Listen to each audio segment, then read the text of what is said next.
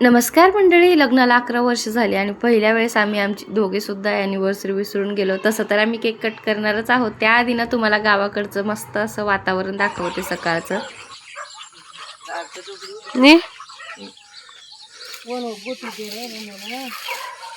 आई घरी नसल्यामुळे ना सकाळचा चहा नाश्ता आम्ही माझ्या काका काकूच्याच इथं केला आणि तुम्हाला खरं सांगू माझ्या काका एवढं जीव ना मला कोणच लावत नसेल. चहा नाश्ता झाल्यानंतर इथं मी एक कैरी कट केली होती खायला आणि त्याच्यानंतर दुपारी आम्ही हे मध आणलं होतं काकूंनी, ते खाल्लं.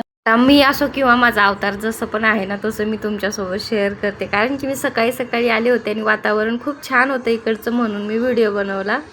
रात्रीच होतं मामाच्या मुलीचं लग्न आणि त्यामुळे आम्ही आमचीच ॲनिव्हर्सरी विसरून गेलो. सकाळी तर काही आठवलं नाही, पण दुपारी मला आठवलं तेव्हा मी यांना विश केलं आणि हे बाहेर गेले होते तर येताना छान असा केक घेऊन आले होते. दरवर्षीसारखं यावर्षीसुद्धा छोटीशी ॲनिव्हर्सरी सेलिब्रेट केली आणि सगळे छोटे माझे भाऊ बहिणीच आहेत, त्यांनाच बोलवलं होतं, मोठ्यांना मी काही बोलवलं नाही.